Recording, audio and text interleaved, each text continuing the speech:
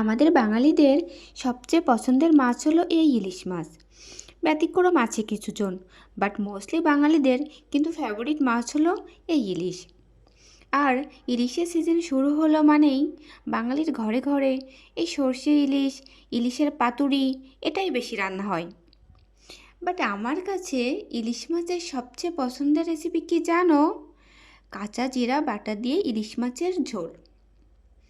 রান্নাটা আমি শিখেছি আমার শাশুড়ি মায়ের থেকে। উনি খুবই ভালো রান্না করেন। বানাতে কিন্তু কোনো খাটনি নেই, কিন্তু স্বাদটা অসাধারণ। আজ আমি মায়ের মতো করে কাঁচা জিরা বাটা দিয়ে ইলিশ মাছ রান্না করব। রেসিপি খুবই সিম্পল। 2-3 টেবিল স্পুন কাঁচা জিরা ও 3-4টে কাঁচা লঙ্কা আমি আগেই শিলে ভালো করে বেটে নিয়েছি। এখন ইলিশ মাছগুলো ভালো করে ধুয়ে ওই কাঁচা জিরা আর কাঁচা লঙ্কার পেস্ট আর একটু লবণ হলুদ দিয়ে ভালো করে মেখে নিতে হবে।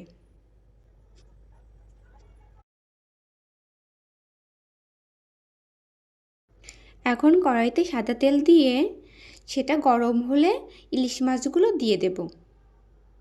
তোমরা চাইলে না ভেজেও রান্না করতে পারো।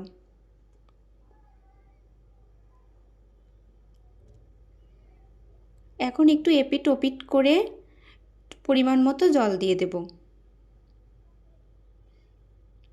তারপর কয়েকটা কাঁচামরিচ দিয়ে ঢেকে দেব। গ্যাস মিডিয়াম টু লো ফ্লেমে রেখে 15 থেকে 20 মিনিট জাল দিলেই রেডি। একটু গামাকা গামাকা এতে খেতে বেশি ভালো লাগবে। ঝালটা একটু বেশি করে দিলে খেতে খুবই ভালো হয়।